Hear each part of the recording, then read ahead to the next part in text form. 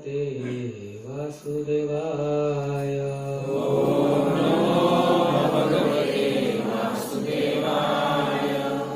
ओम अज्ञानतिमिरान्धस्य ज्ञानाञ्जनशलाकया चक्षुरुन्मिलितं येन तस्मै श्रीगुरवे नमः. प्रभो नित्यानन्द श्री अद्वैत गदाधर श्रीवासुदेव गौरभक्तवृन्द. हरे कृष्णा कृष्णा कृष्णा हरे हरे, हरे राम राम राम हरे हरे. हरे कृष्णा कृष्णा कृष्णा हरे हरे, हरे राम राम राम हरे हरे. हरे कृष्णा कृष्णा कृष्णा हरे हरे, हरे राम राम राम हरे हरे. हरे कृष्ण.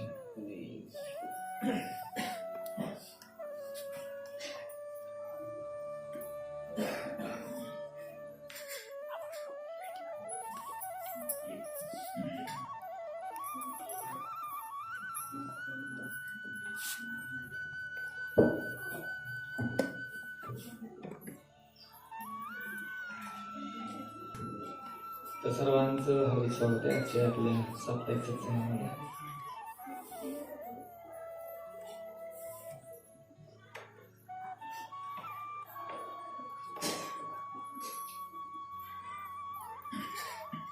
तर आपण कोणत्या विषयावर चर्चा करत होतो काय आठवत आहे तुम्हाला?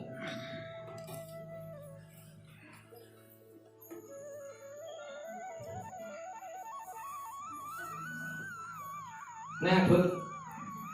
कोणता विषय?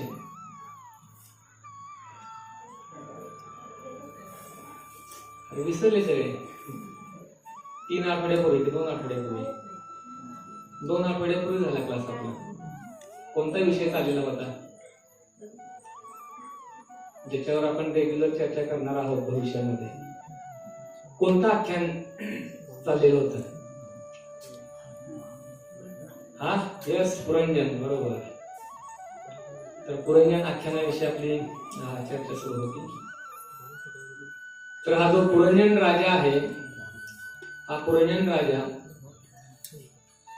9 द्वारांनी बनलेल्या नगरीमध्ये त्यांनी काय केलेलं आहे? प्रवेश केलेला आहे. बरोबर आहे. आणि ही जी 9 द्वारांनी बनलेली नगरी आहे त्याची आपण सविस्तर चर्चा केली होती.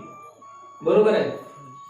या नगरीच्या ज्या भिंती आहेत त्या कशापासून बनलेल्या आहेत म्हणून सांगितलं होतं. नगरीची तटबंदी आहे ती कशाने बनलेली आहे सांगितलेलं होतं.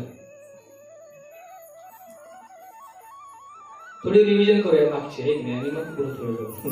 नाहीतर मागचं काय म्हणतात, पुढचं पाठ काय ते म्हणतात. तर तसं नको व्हायला म्हणून थोडी रिव्हिजन करूया. सांगा, प्रत्येक नगरीला तटबंदी असते, बरोबर की नाही? तशी पुरंजनच्या नगरीची तटबंदी होती ती कशाने बनलेली होती? नाही, त्वचेने बनली होती. त्वचेने. नगरी तटबंदी कशाने बनली होती? त्वचेने बनलेली होती. ठीक आहे. त्याच्यानंतर पुरंजनच्या नगरीमध्ये जी उपवनं होती, उपवने, बगीचा, याची तुलना कशाबरोबर केलेली आहे? प्रत्येक नगरीमध्ये उपवन असतात ना, बगीचे असतात. आता आपल्या मंदिरासमोर एक छोटीशी गार्डन बनवली आपण, आहे की नाही? शोभा येण्यासाठी मंदिराला. तसं एखाद्या नगराची शोभा जर वाढवायची असेल तर नगरामध्ये बाग बगीचे असले पाहिजेत, फुलांची झाडं असली पाहिजेत. डोक्यावरचे केस, आहे की नाही? केसांपर्यंत आकर्षण मागच्या पण पाहिलं, आहे की नाही? लोकांना असं म्हटलंय की कलियुगामध्ये केस वाढवण्यामध्ये आकर्षण राहील. आणि आजकाल आपल्याला पाहायला मिळतं की हा मुलगा आहे की मुलगी आहे हेच कळत नाही. हे अशी हातभर केस वाढवले मुलांनी पण, आहे की नाही? त्याच्यामुळे कळत नाही मुलगा की मुलगी. तर केसांची तुलना ही कशावर केलेली आहे? बाग बगीच्यांबरोबर केलेली आहे. त्याच्यानंतर त्याच्या नगरीमध्ये सुंदर टेकड्या होत्या, टॉवर्स होते. त्याची तुलना कशावर केलेली आहे? या शरीरामध्ये उंचवटे आहेत का? आहे की नाही? नासिका आहे. सगळं जे शरीर आहे की नाही हे आपलं असं गोल मोठल व्यक्ती माहिती आहे ना, असा जाडजूड पहिलवान असेल की नाही तर त्याचं शरीर कसं असतं, सगळ्या बाजूने असं गोल घुमट असतं असं. तर त्या शरीराची विशेष करून तुलना ही त्या टेकड्यांबरोबर केलेली आहे. तर त्या सर्व टेकड्या आहेत. त्याच्यानंतर त्या नगरीमध्ये कॅनॉल्स होते, पाण्याचे पाठ होते, खंदक होती. याची तुलना कशावर केलेली आहे? नाही, शिरा नाही, सुरकुत्या. आपल्या चेहऱ्यावरच्या ज्या सुरकुत्या आहेत, कपाळावरच्या सुरकुत्या, यांची तुलना कशावर केली आहे? खंदकांबरोबर केलेली आहे. आलं लक्षात? त्याच्यानंतर नगरीला खिडक्या पण होत्या. त्या खिडक्यांची तुलना कशावर केलेली आहे? जसं तुम्ही शिवाजी महाराजांचे किल्ले पाहिले की नाही वरती उंच जाऊन, तर बघा छोटे छोटे विंडोज बनवलेले आहेत अशा. कशासाठी? निसर्ग सौंदर्य पाहण्यासाठी, शत्रूला पाहण्यासाठी, आहे की नाही? छोटे छोटे दुर्बीण बसले बघा शिवाजी महाराजांच्या किल्ल्यामध्ये. तर त्याची तुलना कशावर केलेली आहे? हे आपले डोळे आहेत ना त्याच्यावर केलेले आहे. त्याच्यानंतर या नगरीला काही गेट्स पण होते. गेट असतात. आता आपल्या या जागेला किती गेट आहेत एकूण? सांगा. 2. तुम्ही रेग्युलर येताय की नाही मंदिरामध्ये याच्यावर कळेल. मंदिरला गेट किती आहे ते सांगू शकाल तुम्ही? सांगा. कुठे 4 आहेत? आश्रमच्या इथं आश्रममध्ये गार्डन मध्ये जायला तिकडे मग किती झाले? 3च झाले. चौथं कुठं आहे? गार्डन यस, गार्डन मध्ये. तर 4 गेट आहेत. तसं या पुरंजनच्या नगरीला पण 2 गेट होते. ते कोणते आहेत? आपले जे आयलिड्स आहेत ना, आपण डोळ्याची उघडझाप करतो ना, ते म्हणजे या नगरीचे गेट आहेत. गेट कधी बंद होतात? हे रात्री 10 नंतर. रात्री 10 नंतर गेट बंद होतात. उघडतात कधी? आहे की नाही? आणि दिवसभरात मध्ये आधी बंद होतात, परंतु ते परमनंट बंद होत नाही. परमनंट बंद नंतर 80-90 क्रॉस केले की परमनंट. त्याच्यानंतर या नगरीमध्ये सोने, चांदी आणि लोखंडांनी बनलेली सुंदर सुंदर घरं होती. सुंदर सुंदर घरं होती. त्यानंतर मोठमोठे वाडे होते असे. त्याची तुलना कशावर केलेली आहे? सोने चांदी आणि लोखंडाची तुलना. कफ, वात आणि पित्त जे आपल्या शरीरामध्ये आहे त्याची तुलना सोने, चांदी आणि लोखंडाबरोबर केलेली आहे.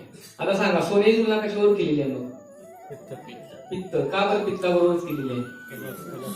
रंगाने पिवळं असतं, आहे की नाही? पित्त पिवळं असतं. त्यानंतर चांदीची तुलना कशावर केलेली आहे? कफाबरोबर. कफ कसा असतो दिसायला? आकर्षक. आणि नंतर वाताची तुलना कशावर केलेली आहे? लोखंडाबरोबर केलेली आहे. त्याच्यानंतर या नगरीमध्ये बरं ठीक आहे, अजून एक तुलना आहे. सोने, चांदी आणि लोखंडाची तुलना अजून एका गोष्टीवर केलेली आहे. 3 गुण, सत्वगुण, रजगुण आणि तमगुण, या 3 गुणांच्या वर काय केलेलं आहे? या सोने, चांदी आणि लोखंडाची तुलना केलेली आहे. त्याच्यानंतर पुढं या नगरीमध्ये त्याची एक राजधानी पण होती. राजधानीची तुलना कशावर केलेली आहे? महाराष्ट्राची राजधानी कोणती आहे? मुंबई. तसं शरीराची राजधानी हृदय आहे की नाही?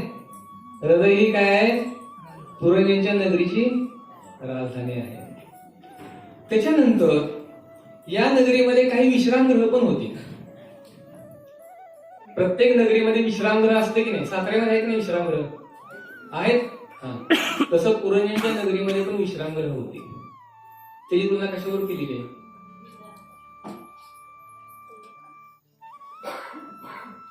विश्रामगृहाची तुलना. विश्रामगृहामध्ये लोक काय करतात? विश्रांती घेतात. आणि विश्रांती झाल्यानंतर इकडे तिकडच्या गप्पा मारतात, पत्ते खेळतात. तसं प्रजल्प करण्याची जी चर्चा आहे की नाही, याची तुलना त्या विश्रामगृहांबरोबर केलेली आहे. त्याच्यानंतर या नगरीमध्ये पताका होत्या, झेंडे होते लावलेले. झेंडे पताका असतात ना, तर याची तुलना कशावर केलेली आहे? तळ हातांच्या बरोबर केलेली आहे. तळ हात आणि तळपाय याची तुलना त्या झेंड्यांबरोबर पताकांबरोबर केलेली आहे. त्याच्यानंतर बाजारपेठेची तुलना कशावर केलेली आहे? पूर्वजांच्या नगरीमध्ये बाजारपेठ पण होती आणि बाजारपेठेमध्ये गेली की आपल्याला सगळ्या वस्तू भेटतात. आता आजकाल लोक बाजारामध्ये जात नाहीत, कुठे जातात? मॉलमध्ये, आहे की नाही? मॉलमध्ये जातो व्यक्ती सुई आणायला, परंतु ट्रक भरून सामान घेऊन येतो घरी, म्हणून ते मॉल बनवले तसे बिझनेसमॅन लोकांनी. तर या मॉलची तुलना कशावर केलेली आहे? नाही, मन. परफेक्ट, बरोबर आहे. मन हे त्या मार्केट प्लेस सारखं आहे. मनामध्ये आपल्या अनंत इच्छा आहेत. अनंत म्हणजे की असं म्हटलेलं आहे की आपण एक वेळ समुद्रावरच्या लाटा मोजू शकतो, परंतु आपल्या मनामध्ये प्रकट होणारी इच्छा आपण मोजू शकणार नाही आणि त्या तृप्त पण आपण करू शकणार नाही. त्याच्यानंतर पुढं वेगवेगळे रस्ते पण होते त्या नगरीमध्ये. असतात ना रस्ते. आता सातारा सिटीमध्ये किती रस्ते आहेत एकूण? मोजलेत का कधी? कारण मोजण्याच्या पलीकडे आहेत रस्ते, फक्त ते खराब आहेत, तो विषय वेगळा आहे की नाही? पण आहेत की नाही रस्ते? तर या रस्त्याची तुलना कशावर केलेली आहे? रक्तवाहिन्या, आहे की नाही? रक्तवाहिन्यांची जी तुलना आहे ती त्या रस्त्यांच्या बरोबर केलेली आहे. त्याच्यानंतर या पूर्वजांच्या नगरीमध्ये सुंदर निसर्गरम्य देखावे होते. निसर्गरम्य देखावे होते, सुंदर सुंदर फुलांची झाडं होती. त्याच्यानंतर सुंदर सुंदर पक्षी, त्यांचे चिवचिवाट चालू होते आणि स्वीट हवा, म्हणजे की स्मूथ ब्रीज म्हणतात ना, एकदम धीर समीर, म्हणजे की बारीक झुळूक वाहणारी हवा, अगदी प्रसन्न वाटते की नाही? आहे की नाही? तर त्याची तुलना कशावर केलेली आहे? त्याची तुलना मैथून जीवनाशी केलेली आहे. मैथून जीवन हे या जगातलं सगळ्यात मोठं सुख आहे भोवतीबारी लोकांसाठी. मैथून जीवन हे सगळ्यात मोठं सुख आहे आणि या सुखाची तुलना ही या सर्व गोष्टींबरोबर केलेली आहे. त्याच्यानंतर याच्या नगरीमध्ये काही निष्पाप प्राणी पण राहत होते, जे इतरांना अजिबात इतरांची हिंसा करत नव्हते. आता निष्पाप प्राणी कोणकोणते आहेत? त्या प्राण्यांना शिंग नाहीत, त्यानंतर नख्या नाहीत, कोणालाही इजा करू शकत नाहीत. असे प्राणी कोणते आहेत? मेंढी. मेंढी कोणाला इजा पोचू शकते का? नाही. ससा नाही. तर हे प्राणी म्हणजे काय? हे तुलना कशावर केलेली आहे? पुरंजनाने केलेल्या पुण्यकर्मांशी केलेली आहे. ज्यावेळी व्यक्ती आपल्या जीवनामध्ये केवळ आणि केवळ पुण्यकर्म करतो त्यावेळी तो जीवनामध्ये काय होतो? सुखी बनतो. पण जर तो पापकर्म करत असेल तर मात्र त्याच्या रिएक्शन येतात. या पुरंजनाच्या नगरीमध्ये हिंस्र श्वापद पण होती. आता हिंस्र प्राणी कोणकोणते आहेत? सिंह आहे, वाघ आहे, दुपटे आहे की नाही? सगळे हिंस्र श्वापद. हिंस्र श्वापदाने तुला कशावर केलेले? आपल्या पापकर्मांच्या बरोबर केलेले. ज्या व्यक्ती पापकर्म करतो त्यावेळी त्याला त्याच्या जीवनामध्ये त्याच्या प्रतिक्रिया पण भोगाव्या लागतात. तर असा हा पुरंजन या नगरीमध्ये सुखाने राहू लागला आणि राहू लागल्यानंतर मग पुढे आपली चर्चा सुरू होणार होती, परंतु लेक्चर त्या ठिकाणी आपलं थांबलेलं होतं.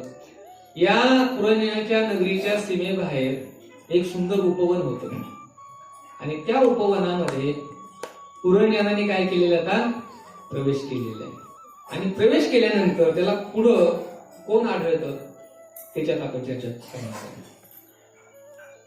तर आता हे वर्णन आपण थोडं वाचूया आणि त्याच्यानंतर मग आपण त्याच्यावरती डिस्कशन सुरू करू.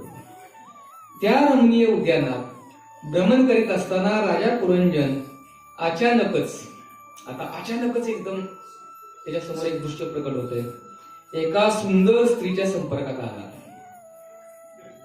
आता ही सुंदर स्त्री कोण आहे, काय आहे याची अगदी सविस्तर आपण चर्चा करणार आहे. ती स्त्री कोणतेही कार्य करीत नसताना तेथे फिरत होती. तिच्या समवेत 10 सेवक होते आणि प्रत्येक सेवकासमवेत 100 भार्या होत्या. पुढं ती स्त्री 5 फणांच्या सापाने सर्व बाजूने संरक्षित होती. ती अतिशय सुंदर तथा तरुण असून एका सुयोग्य पतीचा शोध घेण्यास आतुरलेली दिसत होती. त्या स्त्रीचे नाक, दात आणि कपाळ अतिशय सुंदर होते.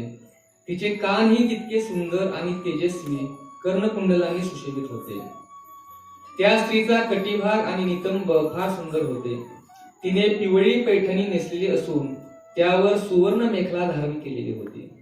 ती चालताना तिच्या पायातील नुपुरांमुळे मंजूळ ध्वनी निर्माण होत होता.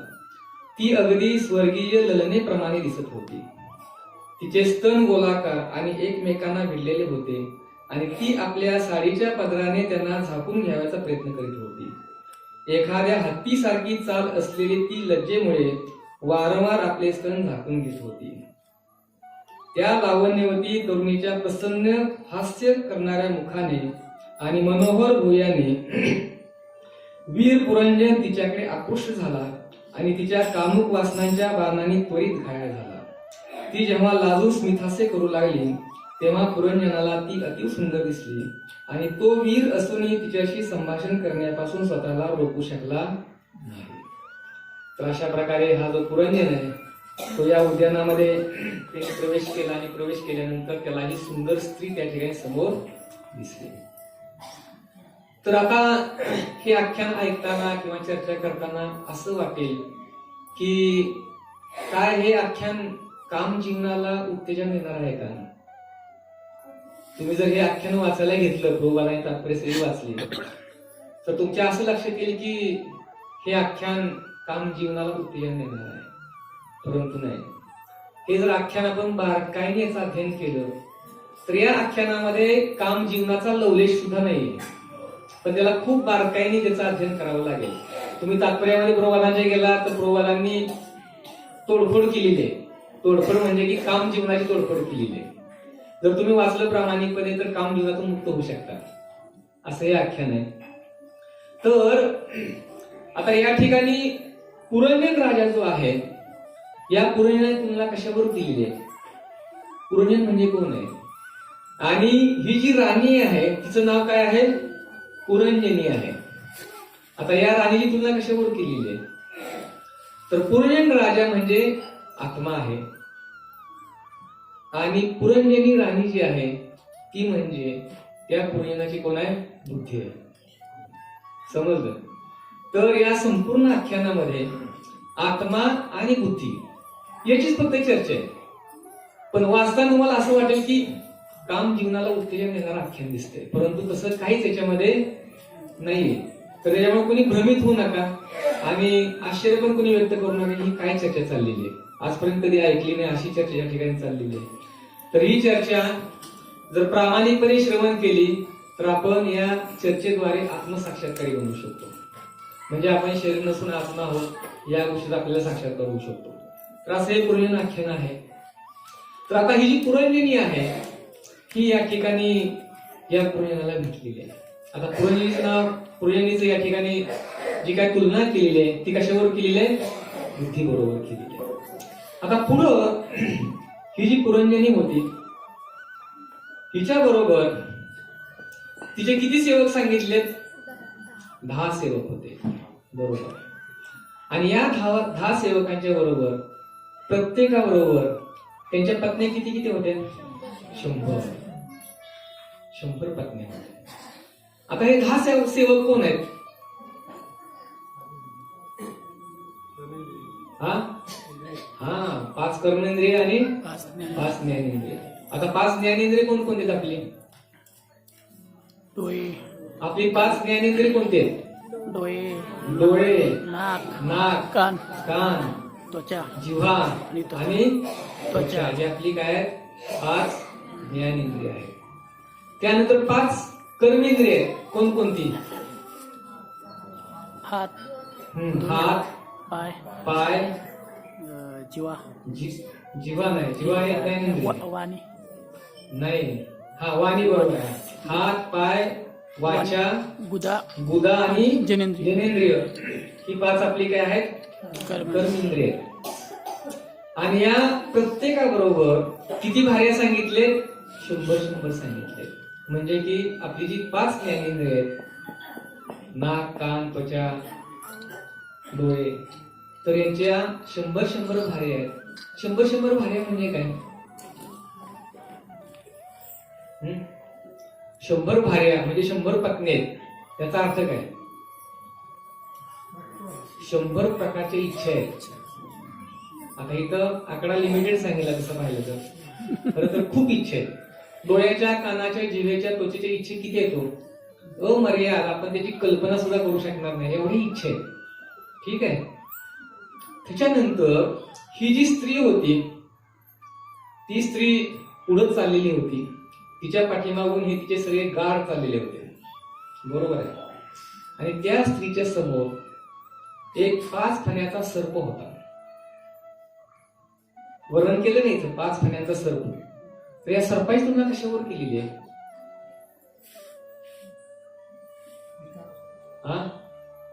5 फण्यांचा सर्प होता. आणि तो सर्प तिचं रक्षण करत होता. त्या राणीचं रक्षण करणारा हा सर्प होता. याची तुलना कशावर केलेली आहे? आपल्या श्वासाबरोबर केलेली आहे. समजलं? आता 5 फण्याचाच का म्हटलेलं आहे या ठिकाणी? 5 फण्याचा सर्प का म्हटलेलं आहे? तर 5 प्रकारचे वायू आहेत. कोणकोणते? प्राण, अपान, व्यान, उदान, समान, उदान. हे 5 प्रकारचे वायू आहेत. आणि या 5 प्रकारच्या वायूंद्वारे या शरीराचं काय केलं जातं? रक्षण केलं जातं. तर या पुरंजनीचं हा 5 फण्यांचा सर्प जो आहे तो काय करत होता? रक्षण करत होता. आपला जर श्वासच संपला तर आपण जिवंत राहणार आहे का? नाही. म्हणून या ठिकाणी याची तुलना याच्यावर केलेली आहे. आता सर्पाचीच तुलना का केलेली आहे? आपला जो श्वास आहे त्याची तुलना सर्पाबरोबर का केलेली आहे? तर प्रभुपाद तात्पर्यामध्ये सांगतात की सर्पाची तुलना का बरं केलेली आहे? कारण सर्प प्राणी हा, त्याला जर भक्ष्य मिळालं नाही, खायला काय मिळालं नाही, तर तो श्वासावर केवळ जगू शकतो. समजतंय? तो केवळ श्वासावर जगू शकतो. म्हणून या ठिकाणी सर्पाची तुलना काय केली आहे? या ठिकाणी केलेली आहे. आता पुढं म्हटलेलं आहे की ही जी पुरंजनी होती तिचा चेहरा अतिशय सुंदर होता. आणि कसा होता?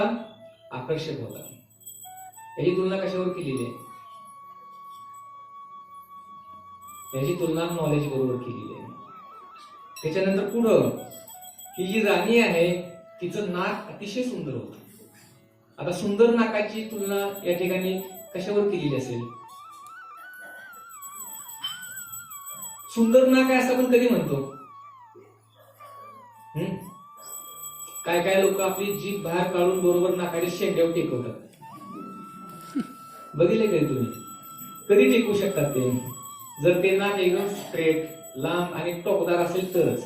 पण असं इथंच बसलेलं असेल तर जीभ पोचणार आहे का तिथपर्यंत? नाही पोचणार. त्याच्यामुळे तो व्यक्ती पण तेवढा आकर्षित दिसत नाही. तर नाकावरती पण व्यक्तीचं काय असतं? सौंदर्य आश्रित असतं. तर नाकाची तुलना कशावर केलेली असेल? सुंदर नाक होतं. नाकाद्वारे आपण काय करतो? गंधाचं आस्वादन करतो ना. सुंदर सेंट, अगरबत्ती, धूप, दीप देवाला अर्पण केलं असं नाकाद्वारे आपण सुगंध घेतो. तर गंधाशी केलेली आहे त्याची तुलना. त्याच्यानंतर पुढे म्हटलेलं आहे तिच्या ज्या दंतपंक्ती होत्या, दातांची जी रचना होती की नाही, जसं म्हणतात ना कधी कधी काय तुझे दात एकदम त्या डाळिंबाच्या दाण्यासारखे आहेत, आहे की नाही? कधी कधी काही लोकांना म्हणतात असं, आहे की नाही? तर या दातांची तुलना अतिशय सुंदर केलेली या ठिकाणी. तर हे जे दात आहेत या दातांद्वारे आपण काय करतो? दातांद्वारे काय दुसऱ्याला दाखवायसाठी येतात? चावून खातो. कुठलाही आयटम जर आपल्याला मिळाला तर त्याचं आस्वादन करायचं दातांनी आपण त्याला चावतो. चावल्यानंतर सगळा रस काय होतो बाहेर निघतो आणि जिभेद्वारे आस्वादन होतं आणि मग तो पोटामध्ये जातो. बरोबर आहे. तर टेस्ट दातांद्वारे घेतली जाते. त्याच्यानंतर या राणीचं जे कपाळ होतं ना ते अतिशय सुंदर होतं. कपाळाची तुलना ही तिच्या तीक्ष्ण बुद्धीबरोबर केलेली आहे. बुद्धिमत्ता कशी होती तिची? एकदम तीक्ष्ण होते. त्याच्यानंतर तिचे कान पण खूप सुंदर होते. बघा, कान, नाक, डोळे, दात या सर्व गोष्टींची तुलना या ठिकाणी कशा कशावर केलेली आहे? तर कान एवढे सुंदर होते, त्या कानांची तुलना कशावर केलेली आहे? श्रवणाबरोबर केलेली आहे. जर ते कान आध्यात्मिक ज्ञान श्रवण करण्यासाठी उपयोगात येत असतील तर त्या कानांना सुंदर कान असं म्हटलेलं आहे. पण जर तेच कान भगवंतांविषयी श्रवण करत नसतील तर ते कान कसे आहेत? कोणाच्या बिळासारखे आहेत? सापाच्या बिळासारखे. बरोबर आहे, सापाच्या बिळासारखे. त्याच्यानंतर तिच्या कानामध्ये सुंदर इयरिंग्स होत्या, कर्णकुंडल होती, आणि ती कर्णकुंडल सूर्यप्रकाशामुळे चमकत होती. चमकणारी कर्णकुंडल तिने घातलेली होती. त्याची तुलना कशावर केलेली आहे? तर चमकणाऱ्या कर्णकुंडलांची तुलना ही आध्यात्मिक ज्ञानाशी केलेली आहे तुलना. म्हणजे की आध्यात्मिक ज्ञान जर एखाद्याने ग्रहण केलं तर त्या ज्ञानाद्वारे तो व्यक्ती काय होऊ शकतो? वैकुंठ लोकांमध्ये प्रवेश करू शकतो. अशा प्रकारे तुलना केली. त्याच्यानंतर ही जी राणी आहे तिने पिवळी पैठणी नेसलेली होती. पैठणी शालू म्हणतात ना, साडी. तर पिवळी साडी तिने नेसलेली होती. आता या पिवळ्या साडीची तुलना कशावर केलेली आहे?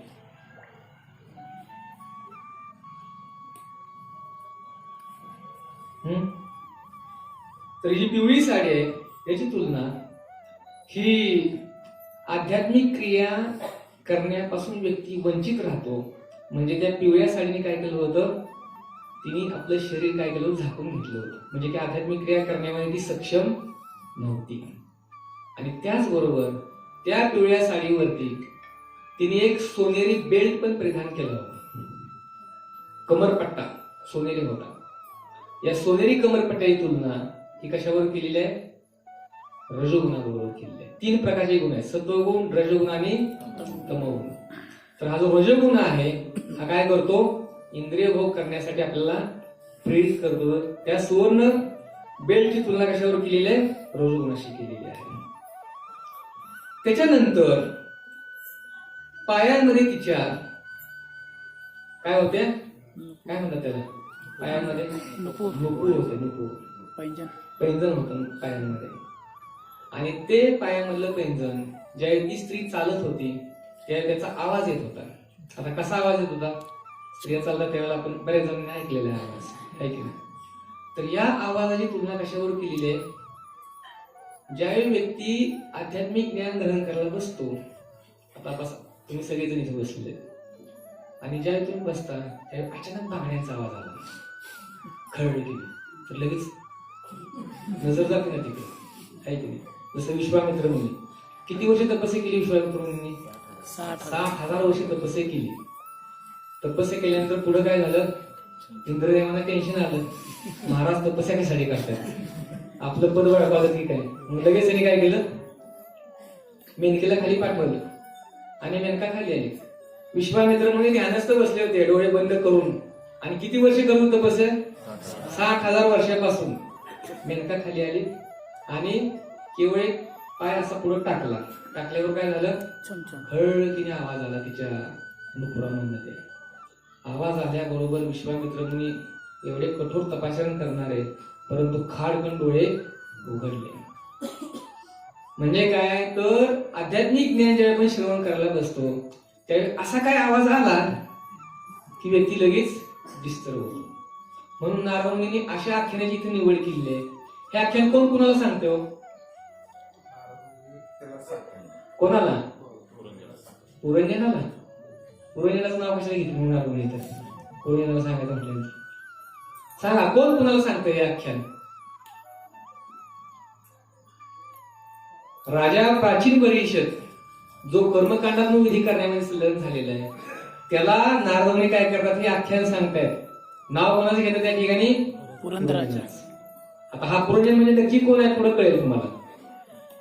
तर आध्यात्मिक ज्ञान श्रवण करायला बसल्यानंतर व्यक्ती या प्रकारे डिस्टर्ब होतो. त्याचं कारण काय? या पायामधल्या नुपूर हे त्याचं कारण आहे. तर तिची जी बुद्धी होती ती स्थिर नव्हती. आता त्याच्यानंतर पुढं तिला असणारे दोन जे स्तन होते त्याची तुलना कशावर केलेली आहे? तर दोन स्तनांची तुलना ही राग आणि द्वेषाबरोबर केलेली आहे. राग म्हणजे काय? राग म्हणजे क्रोध नाही. राग म्हणजे काय? संस्कृत शब्द आहे राग.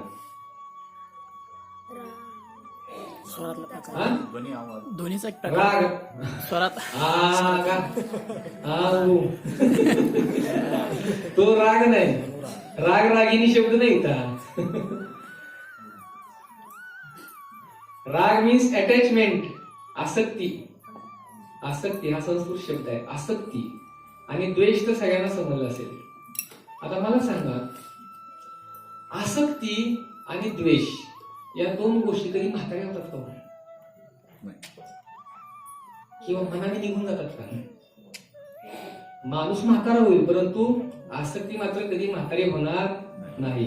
आणि द्वेष, माणूस मरायला टेकला तरी पण द्वेषातून मुक्त होऊ शकत नाही. राग आणि द्वेष या दोन गोष्टीतून जर मुक्त व्हायचं असेल तर त्याला हरिनामाचा आणि भगवंताच्या चरणांचा काय केला पाहिजे? आश्रय घेतला पाहिजे. तर या ठिकाणी आता तुम्हाला असं वाटेल की अरे दोन स्तनांची पण तुलना केलेली आहे का? तर होय, नारदांनी ही तुलना इतकी व्यवस्थित केलेली आहे. राग आणि द्वेष कधी म्हातारे होत नाही. आणि हे जे दोन स्तन आहेत हे नेहमी झाकून घेतले जातात, आहे की नाही? आता झाकण्याची तुलना कशावर केलेली आहे? जो जेंटलमन आहे, जो साधू बनण्याचा प्रयत्न करतोय, तो नेहमी काय करतो? आपली आसक्ती आणि आपला द्वेष नेहमी काय करतो? झाकून ठेवतो. कधी पण बघा, आध्यात्मिक साधक कधी मनामध्ये जरी आसक्ती असली ना तरी पण दाखवत नाही. लिहाव किती पण लिहा, किती लिहायच्या पावतीवरती लिहा, द्यायच्या वेळेला बघू. आता मायापूरला किती लाख डोनेशन दिले होते माझ्या माहितीप्रमाणे, डॉक्टरना माहिती आहे 75 लाख जमा किती झाले माहिती नाही. हार्डली 5 लाख सांगतात पोलीस. म्हणजे कागदावर गेलं सगळं. म्हणजे इथं दाखवताना काय दाखवलं? माझ्याकडून 10 लाख, 25 लाख, 50 लाख दिलं का प्रत्यक्षात काय? पण अनासक्ती दाखवली ना सगळ्यांच्या समोर इथं. समजतंय? म्हणजे की आध्यात्मिक साधक हा आपली आसक्ती काय ठेवतो? झाकून ठेवतो. आणि कितीही एखाद्याचा द्वेष वाटत असला तरी पण काय म्हणतो? मूग गिळा आणि गप्प बसावं. गिळा मूग 1, 2, 3, 4, 10 पर्यंत म्हणा पण गप्प बसा. बोलू नका समाजामध्ये, समूहामध्ये. माघारी गेले की मग शिव्या घालतात नंतर. तर ही द्वेष भावना आहे. पण समूहामध्ये मात्र द्वेष व्यक्ती प्रकट करत प्रकारे या राग आणि द्वेषाची तुलना या स्तनांच्या वर केलेली आहे. तर ही जी बुद्धी आहे, ती बुद्धी म्हणजे कोण आहे? ती पुरंजन आहे. आणि असा हा जो पुरंजन आहे, हा पुरंजन आता वनामध्ये प्रवेश करतो. कोणत्या वनाचं नाव आहे बघा? पंचप्रस्थ. वनाचं नाव काय? पंचप्रस्थ. आणि या पंचप्रस्थ वनामध्ये पुरंजन राजा प्रवेश करतोय. आणि वनामध्ये प्रवेश केल्यानंतर 5 प्रकारच्या इंद्रिय भोगाचं तो चिंतन करतो, त्याचा तो एन्जॉय करतोय. आता पंचप्रस्थ वन असं नाव का दिलेलं आहे? 5 प्रकारचे इंद्रियांचे विषय आहेत. कोणकोणते? हा, कोणकोणते विषय आहेत? इंद्रियांचे विषय कोणकोणते आहेत? डोळ्याचा विषय काय? डोळ्याचा विषय सुंदर सौंदर्य पाहणं. कानाचा विषय गाणी ऐकणं. जिभेचा विषय रसस्वाद करणे, चवदार खाणं. नाकाचा विषय सुगंध घेणं, आहे की नाही? त्वचेचा विषय मैथून सुखाचा भोग करणं. म्हणून त्याला पंचप्रस्थ वन म्हटलेलं आहे. पुरंजनाने पंचप्रस्थ नावाच्या वनामध्ये प्रवेश केला आणि त्याला ही सुंदर राणी या ठिकाणी दिसली. दिसल्यानंतर तो त्या राणीला प्रश्न विचारतो. असा राणीला प्रश्न विचारतो म्हणजे कोणाला प्रश्न विचारतो? बुद्धीला. हा, यस, बुद्धीला. नाही तर तुम्ही राणीच पुढे आणा. इथं राणीला वगैरे पुढे आणायचं नाही, फक्त हे रूपक आहे. आता बुद्धीला सगळे प्रश्न आहेत. आता तुम्ही थोड्या काळासाठी राणी पण समोर आली तरी चालेल, कारण राणीलाच असे प्रश्न विचारले जाऊ शकतात. आता पूर्ण प्रश्न काय विचारतोय? हु आर यू? तू कोण आहेस? त्याच्यानंतर तू कुठून आलेली आहेस? पुढं म्हणतो तू कोणाची कन्या आहेस.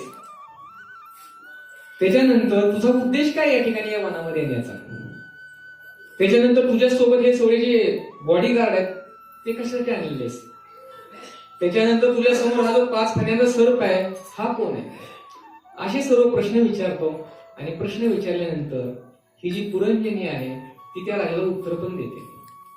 ती म्हणते की माझं नाव मला माहीत नाही, मी कुठून आलेली आहे हे मला माहित नाही, मी कोणाची कन्या आहे हे मला माहित नाही, आणि हा सर्प याच्याविषयी मला काय माहिती नाही, हे सेवक कुठून आलेत काय आलेत हेही मला माहित नाही, मी अचानकच या ठिकाणी आलेली आहे. आता जसं एकदम अज्ञानी व्यक्ती आहे जो कधी आपल्या हरे कृष्णाच्या संपर्कात नाही किंवा आध्यात्मिक ज्ञानाच्या संपर्कात नाही, त्याला तुम्ही प्रश्न विचारा, तुम्ही कुठून आलेला आहात, तुम्हाला कुठं जायचंय, मृत्यूनंतर पुढे कुठे जायचंय, तर तो या प्रश्नाची उत्तर देऊ शकेल का. तुम्ही कोणाचे पुत्र आहात तर तो जनरली या जगातल्या प्रश्नाची उत्तर देईल. माझं गाव बोरगाव आहे की नाही, मी अमुक अमुक व्यक्तीचा पुत्र आहे आणि मी या ठिकाणी पुढे जाणार आहे, अशी साधी उत्तर तो देऊ शकतो. परंतु आध्यात्मिक उत्तर व्यक्ती देऊ शकेल का, नाही देऊ शकणार. तसं हा पुरंजन या ठिकाणी तिला प्रश्न विचारतोय परंतु ती उत्तर देण्यासाठी समर्थ नाही.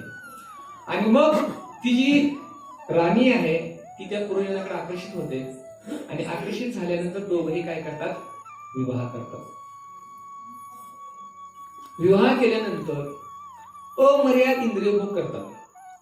आता हा जो अमर्यादित इंद्रिय भोग आहे तो कशा प्रकारे करतात त्याची चर्चा सुंदर केलेली आहे, ते आपण पुढे वाचूया.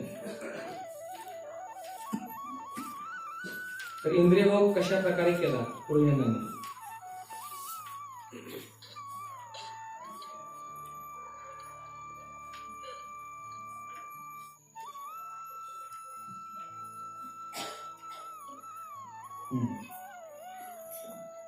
तर या प्रकारे पुरंजन आणि पुरंजनीचा विवाह झालेला आहे आणि इंद्रिय भोगामध्ये ते रत झालेले आहेत.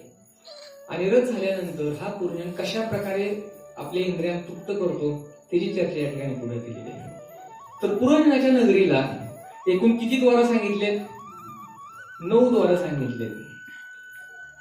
त्या नगरीतील एकूण 9 द्वारांपैकी 7 वर होती तर 2 खाली अथवा भूमिगत होती. या द्वारांचा उपयोग निरनिराळ्या ठिकाणी जाण्यासाठी केला जात असेल. त्या नगरीचा प्रशासक या 9ही द्वारांचा उपयोग करीत असेल. आता बघा पुढे हे राजा म्हणजे नारदमुनी राजा प्राचीन वर्षीला सांगतात 9 द्वारांपैकी 5 द्वारे ही पूर्व दिशेला होती. पूर्व दिशा कुठली इकडे आहे. पूर्व दिशेला 5 द्वार होती. त्यानंतर एक द्वार उत्तर दिशा, इकडे उत्तर दिशा, एक द्वार उत्तर दिशेला होतं आणि दुसरं द्वार दक्षिण दिशेला होतं आणि 2 द्वार पश्चिमेकडे जाणारी होती. मी या विभिन्न द्वारांची नावे सांगण्याचा प्रयत्न करेन.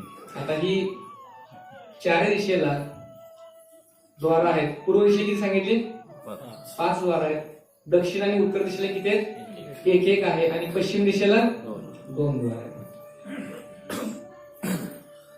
खाद्योता आणि आविर्मुखी नावाची 2 द्वारे पूर्वेकडे होती आणि ती एकाच ठिकाणी बांधण्यात आली होती. या 2 द्वारांमधून पुरंजन राजा द्युमान या आपल्या मित्रासह विभ्राजित नामक देशाकडे जात होता. समजा थोडस रूपक बघा कसं दिसलंय. खाद्योता आणि आविर्मुखी ही 2 द्वार पूर्वेकडे सांगितले आणि ही एकाच ठिकाणी बांधलेली होती. या 2 द्वारांमधून पुरंजन राजा मित्र कोण सांगितलेला आहे, द्युमान. या द्युमान मित्रासोबत विभ्राजित नावाच्या देशाकडे जात होता. आता खाद्योत आणि आविर्मुखी ही 2 द्वार कोणते आहेत, ही 2 द्वार म्हणजे आपले हे 2 डोळे. समजलं. खाद्योत आणि आविर्मुखी अशी त्यांची नावं सांगितली आणि एका ठिकाणी बांधलेत कोणी,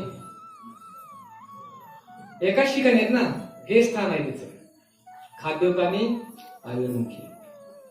आणि हा जो पुरंजन राजा आहे हा पुरंजन राजा द्युमान मित्रासह. आता द्युमान कोण आहे, हा आपले डोळे पाहण्यासाठी कधी समर्थ आहेत, सूर्यप्रकाश जर आलाच नाही तर आपण पाहू शकतो का समोरच्या वस्तू? सपोज इथं सगळा अंधार पडला, आता समजा सर्व अंधार पडला, तर आपले 2 डोळे पाहू शकतात का? हे नाही पाहू शकत, केवळ अंधार दिसेल आपल्याला. मग या 2 डोळ्यांनी पाहण्यासाठी आपल्याला कोणत्या गोष्टीची गरज आहे? प्रकाशाची गरज आहे. त्याच वेळी आपण पाहू शकतो. म्हणजे सूर्य जोपर्यंत उगवत नाही तोपर्यंत आपण पाहू शकत नाही. त्याच्यामध्ये खाद्योता आणि आविर्मुखी. खाद्योता म्हणजे डावा डोळा.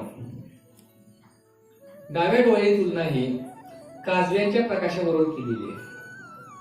आणि आविर्मुखी जो डोळा आहे त्याची तुलना कशावर केलेली आहे? मशाली बरोबर केलेली आहे. आपला डावा डोळा हा नेहमी कुंकवत असतो आणि उजवा डोळा हा नेहमी स्ट्रॉंग असतो, बरोबर आहे? तर डाव्या डोळ्यांनी आपली नजर तीक्ष्ण असते, उजव्या डोळ्याची नजर तीक्ष्ण असते, डाव्या डोळ्याची नजर ही कुंकवत असते. तुम्ही थोडा प्रयोग करून बघा.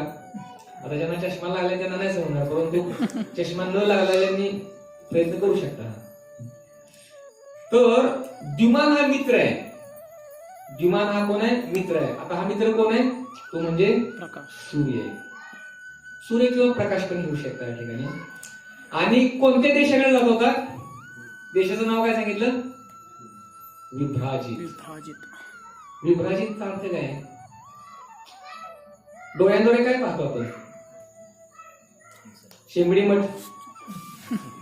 गेलो ना आपण, कास तलाव, बोटिंग केलं, डोळ्यांचं सौंदर्य डोळ्यांनी पाहिले नाही या सगळ्या गोष्टी. कधी महाबळेश्वरला जातो, कधी कास तलावाला जातो, कधी कास पाठवायची फुलं बघायला जातो. ते म्हणजे विभ्राजित नगर आहे. समजलं? विभ्राजित म्हणजे की सौंदर्य पाहण्यासाठी द्युमान या मित्रासोबत पूर्वजन कुठे जात होता? विभ्राजित देशाकडे जात होता. आणि द्वार कोणती होती? खाद्योता आणि आविर्मुखी हे 2 डोळे होते. आता पुढं त्याचप्रमाणे पूर्वेस, पूर्व दिशा म्हणजे इकडे बरं का, ही पूर्व दिशा. आता आपली पूर्व दिशा कोणती आहे? पूर्वीचे द्वार म्हणजे ही सर्व द्वार. 2 डोळे, 2 नाक आणि 1 मुख. किती झाली? 5 झाली का? 5. ही पूर्व दिशा म्हणजे आपली ही पूर्व दिशा. ही पूर्वेची 5 द्वार आहेत. आलं लक्षात? आता अजून 2 द्वार आहेत. पूर्वेस नलिनी आणि नालिनी नामक आणखी 2 द्वारे असून ती एकत्रितपणे रचलेली होती. ही पण एकत्रितपणे रचली बघा. या द्वारांमधून राजा आपल्या अवधूत नावाच्या मित्रासह सौरभ नावाच्या देशाकडे जात होता. समजलं? आता नलिनी आणि नालिनी म्हणजे काय? नासिका. 2 आपल्या नागपुड्या. 2 नागपुड्यांची तुलना कशावर केलेली आहे? नलिनी आणि नालिनी एकत्रपणे रचलेत ना, आहे का नाही? 2 द्वार एकत्रपणे रचलेत. या द्वारांमधून राजा मित्र कोण सांगितलेलं आहे? मित्र कोण आहे? अवधूत. अवधूत नाव सांगितलेलं आहे. अवधूताची तुलना कशावर केली माहितीये का? अवधूताची तुलना कशावर केलेली आहे?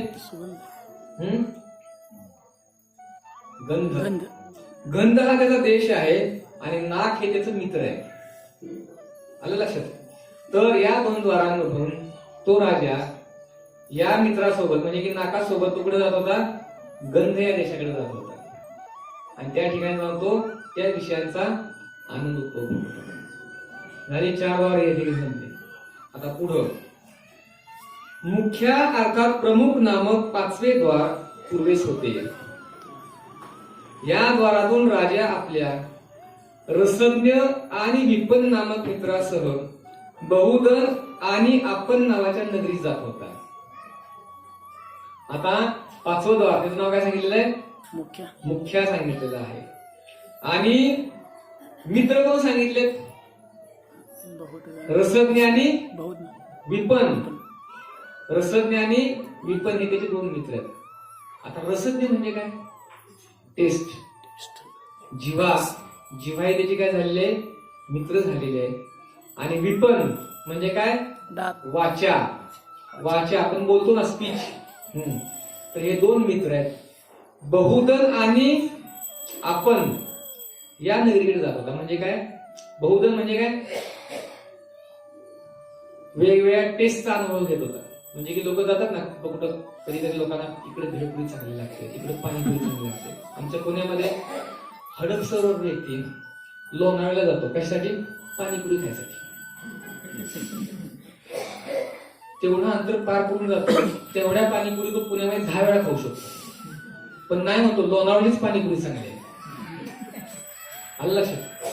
तर तो कुठल्या मित्रासोबत जातोय आता मग? जिव्हा. जीवा जिव्हा हे त्याचे मित्र आहे. आणि देश कोणता आहे? टेस्ट. Test test. आलं लक्षात? तसं आता वाचा. वाचा ही त्याचा मित्र आहे. आणि आपण म्हणजे स्पीच, समजलं? हा त्याचा मित्र आहे. आता मी या ठिकाणी आलेलो आहे. मी कुठून आलो? पुण्यावरून इथपर्यंत आलो. मित्र कोण आहे माझा? वाचा. नगर कोणतं आहे? स्पीच, बोलायचं स्पीच. मी ते बोलायचा आनंद घेतो की नाही? तुमच्या समोर बोलण्याचा आनंद मी घेण्यासाठी किती लागून येतोय? 150 किलोमीटर वरून येतो. आता ठीक आहे की आवडतं किंवा थोडंसं बोलतोय, पण थोडंसं मला पण बरं वाटतं बोलायला आणि तुम्हाला ऐकायला बरं वाटतं. त्याच्यामुळे दोघांना पण आवडते, आहे की नाही? तर मी माझी इंद्रिय तृप्ती करतोय, पण कशी? इथं तुमच्या समोर बोलणे. हे एक उदाहरण म्हणून घेतोय आपण. तसं मोठमोठे राजकारणी, पुढारी किंवा इन्स्पिरेशनल स्पीच देणारी लोक जी असतात ही खूप मोठं अंतर पार करून जातात. काही लोक तर इंडिया अमेरिकेला जातात, जपानला जातात, रशियाला जातात. काय करण्यासाठी? इन्स्पायर करण्यासाठी लोकांना. म्हणजे स्पीच जे आहे की नाही ते दाखवण्यासाठी लोकांना. तर या प्रकारे हा माझा देश झाला. आणि मित्र कोण झालं? वाचाही माझा मित्र झाले. पूर्वीची 5 दौरा संपली का? कोणकोणती 5 दौरा आहेत? पूर्व दिशेकडची 5 द्वार, 2 डोळे, 2 डोळे, 2 नाक, 2 नाकपुड्या 1 तोंड आणि 1 वाचा. हे मुख. पूर्वीकडची 5 दौरा संपली. पुरुयन राजा या 5 दौरांद्वारे या विषयाचा इंद्रियभंग करत होता. आता पुढं त्या पुरीच्या दक्षिण दिशेला पित्रहू नावाचे एक द्वार होतं. आणि पुरनिन राजा या द्वाराचा उपयोग करून आपल्या श्रुतधर नावाच्या मित्रासमवेत दक्षिण पांचाळ देशाकडे जात होता. बघा, नाव पण एकदम अशी सुंदर सुंदर नावं त्यांनी सिलेक्ट केलेली आहेत. तर आता पुरीचं दक्षिण द्वार म्हणजे उजवा कान, उजवा कान. समजलं? उजवा कान हे दक्षिण द्वार आहे. याचं नाव काय केलेलं आहे? या द्वाराचं नाव पित्रहू असं दिलेलं आहे. पित्रहू या द्वारामधून राजा पुरंजन कोणता मित्र आहे? याचा मित्र कोणता आहे? श्रुतधर. श्रुतधर हा मित्र आहे. आणि देश कोणता आहे? कोणत्या देशाला जात होता? दक्षिण पांचाळ देशाकडे जात होता. समजलं? म्हणजे दक्षिण दिशेचं द्वार हे आहे. त्यानंतर त्या पुरीच्या उत्तरेस देवहू नामक एक द्वार होते. त्या द्वाराने पुरनिन राजा श्रुतधर या आपल्या मित्रासह उत्तर पांचाळ नामक देशाकडे जात होता. आता उत्तर दिशेचं कान कोणतं आहे? डावा कान आहे. आणि मित्र कोण आहे? देव, नाही, मित्र एकच आहे. आता दोन्ही कानाचा मित्र एकच आहे. काय नाव आहे? श्रुतधर. श्रुतधर नाव आहे, फक्त नाव वेगळे आहेत. हे पित्रहू आणि हे देवहू. आणि देश कोणता सांगितलेला आहे? उत्तर पांचाळ. उत्तर दिशेचा कान आहे म्हणून उत्तर पांचाळ, दक्षिण दिशेचा कान आहे म्हणून दक्षिण पांचाळ. मित्र एकच आहे. कोण? श्रुतहू. आता जो दक्षिण दिशेचा कान आहे, या कानाचा उपयोग कशासाठी केला जातो? कर्मकांडात्मक विधी करण्यासाठी केला जातो. म्हणजे ज्या जीवाला या जगातील उच्च लोकांमध्ये जायचं आहे, त्या जीवानी उजव्या कानाचा उपयोग करायचा श्रवण करण्यासाठी. आणि ज्या जीवाला वैकुंठ लोकांमध्ये प्रवेश करायचा आहे, त्या जीवानी उत्तर दिशेकडचा जो कान आहे, डावा कान, त्याचा उपयोग करायचा. म्हणून गायत्री दीक्षा जी आहे ही कोणत्या कानामध्ये देतात? डाव्या कानामध्ये दिली जाते. आध्यात्मिक गुरु गायत्री दीक्षा ही डाव्या कानामध्ये देतात. का?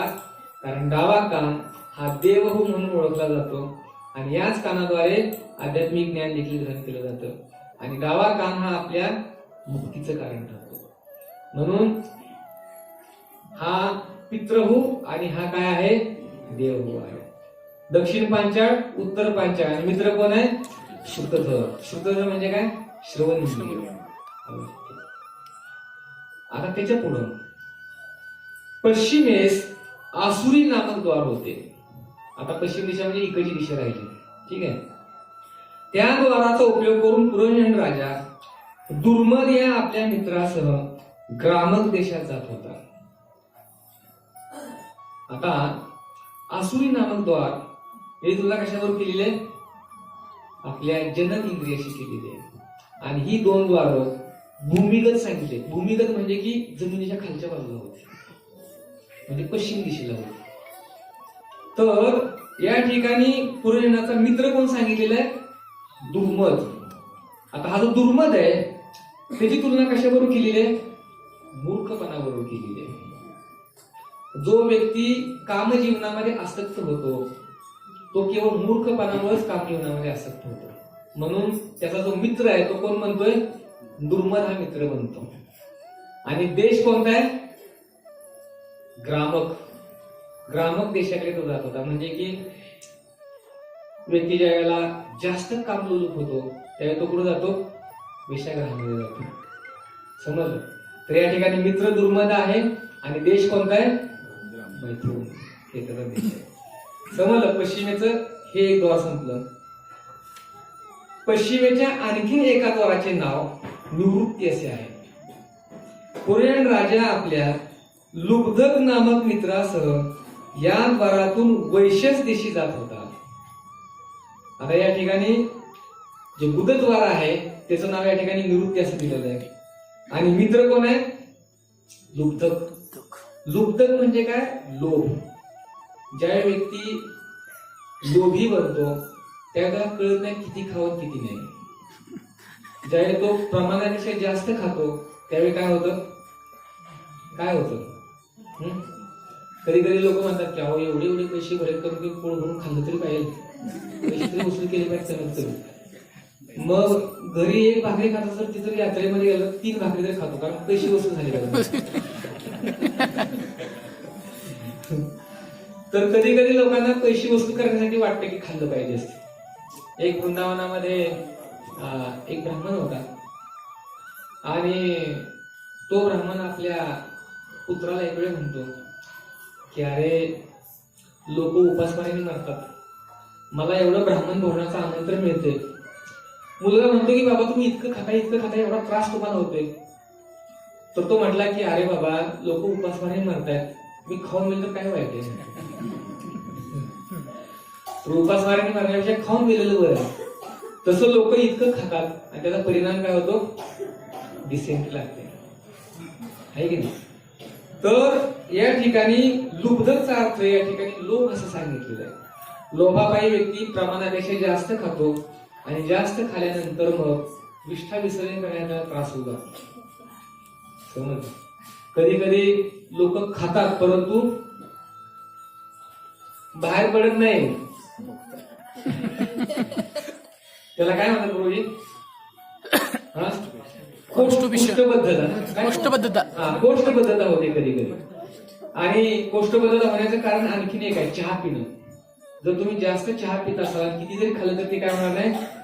बाहेर पडणार नाही. त्याच्यामुळे तुम्हाला शेवटी त्रास होऊ शकतो. म्हणजे व्यक्तीला खाल्ल्यानंतर ते बाहेर पडत नाही म्हणून त्रास होतो. तर या ठिकाणी पश्चिम दिशेचे हे द्वार आहे त्याचं या ठिकाणी निवृत्ती असं नाव दिलेलं आहे. लुब्धक नावाचा मित्र आहे आणि वैश्यस नावाचा देश आहे. आता देश सगळ्यांना लक्षात आला असेल. आता सगळ्यांनी देश आपल्या आपल्या घरातच बांधलेले आहेत. लोक पूर्वी म्हणायचे की घरात खायचं आणि बाहेर जायचं, परंतु आता परिस्थिती बदललेली आहे. बाहेर खायचं आणि घरात टॉयलेटला यायचं अशी परिस्थिती आज झालेली आहे. तर त्याच्यामुळं पहिलं कल्चर आणि आताचं कल्चर हे वेगळं झालेलं आहे. तर या प्रकारे पूर्व, पश्चिम, उत्तर आणि दक्षिण या 4 दिशेचे द्वार या ठिकाणी संपले. पूर्व दिशेला किती द्वार सांगितली? 5 द्वार सांगितली. उत्तर दिशेला किती? 1. दक्षिण दिशेला 1. आणि पश्चिम दिशेला 2. ओके, ठीक आहे. आता पुढं त्या नगरीमध्ये निवास करणाऱ्या नागरिकांत निर्वाक आणि पेशस्कृत नावाचे 2 अंध मनुष्य होते. कधी कधी आंधळे पण असतात नगरामध्ये. राजा पुरंजन जरी डोळे असलेल्या नागरिकांचा अधिपती होता तरी दुर्दैवाने तो या 2 अंधांचा संग घेत होता. त्यांच्या सहवासात तो स्थानोस्थानी जाऊन विविध प्रकारचे इंद्रिय भोग करत होता. आता हे 2 अंध पुरुष कोण होते?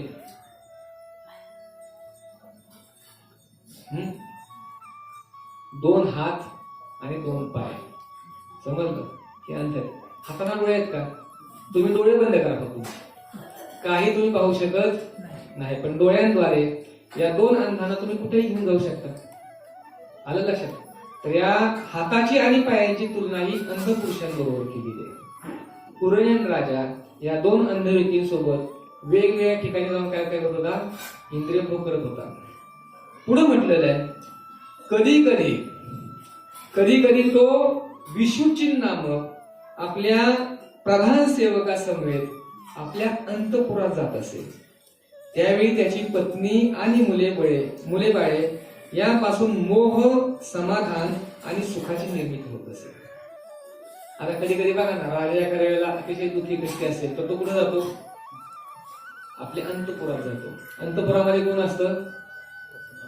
अंतपुरामध्ये कोण असतं? राजाच्या राणी असते, सर्वात प्रिय राणी, त्यानंतर आपली प्रिय मुलं बाळ, आणि त्यांच्या समोर बसला की मग काय होतं? सर्व दुःखाचं निवारण होतं की नाही? तसा हा पुरंजन कधी कधी त्या अंतपुरामध्ये जायचा. कधी तो राणीला भेटायचा, कधी आपल्या मुलाबाळांना भेटायचा, आणि आपल्या मनामध्ये जे काय समस्या आहेत, दुःख कष्ट झालेलं आहे ते काय करायचा? शेअर करायचा आपल्या सर्व परिवाराला. याची तुलना कशावर केलेली आहे? विशुचिन नामक प्रधान सेवक म्हणजे कोण आहे? तर ते म्हणजे आपलं मन आहे. समजलं? ते आपलं मन आहे. आणि बघा, कधी कधी आपण जर दुःखी कष्टी झालो तर एकांत श्री आपण बसतो. कधी नाही कधी कधी एकांत श्री. आणि एकांत श्री बसल्यानंतर मग खोलवरती आपण थोडा विचार करतो. त्याला इंट्रोस्पेक्शन म्हणतात, बरोबर? आत्मपरीक्षण. कधी कधी असं आत्मपरीक्षण करतो आपण. आणि आत्मपरीक्षण केल्यानंतर मग लक्षात येतं की आपल्या जीवनामध्ये ही समस्या आहे. आणि त्या समस्येचं निवारण मग कसं करायचं? मग त्याच्यावरती हे सोल्युशन. शांत चित्ताने व्यक्ती बसला की जेवढ्या पण समस्या जीवनामध्ये असतात, जी काही कष्ट असतात, ते काय होतात? हळूहळू दूर होऊ लागतात आणि त्याच्यावर सोल्युशन मिळतं. तसा हा पुरंजन आपल्या अंतपुरामध्ये जायचा. आणि अंतपुरामध्ये गेल्यानंतर मग काय करायचा? शांत चित्त बसायचा आणि त्याच्यावरती विचार करायचा. तर अशा प्रकारे हा जो पुरंजन आहे तो आपल्या राणी बरोबर राहू लागला. आणि राणी बरोबर राहत असताना राणीवरून इंद्रियभोग करू लागला. आणि इंद्रियभोग करू लागल्यानंतर एक दिवस त्याला असं वाटलं की आपण वनामध्ये प्रवेश करूया. आणि वनामध्ये प्रवेश करताना तिने आपल्या प्रधान सेवकाला बोलवलं आणि सांगितलं की तू माझा रथ झुंप. मग त्याने रथ झुंपला. आणि रथ झुंपल्यानंतर त्या रथावरती तो आरूढ होतो. आरूढ झाल्यानंतर त्याच्याकडे तो आपलं धनुष्य घेतो, बाण घेतो, आपले काही सेवक घेतो, आणि सेवकाने घेऊन कुठे जातो? वनामध्ये जातो शिकार करण्यासाठी. आणि वनामध्ये पुढे गेल्यानंतर काय होतं ते चर्चा आपण पुढच्या वेळेला करूया. हरी बोल. रथामध्ये बसतो, वनामध्ये जातो, आणि वनामध्ये गेल्यानंतर तो शिकार करतो का त्याची स्वतः शिकार होते, काय होतं पुढं ते आपण पुढच्या क्लासमध्ये चर्चा करूया.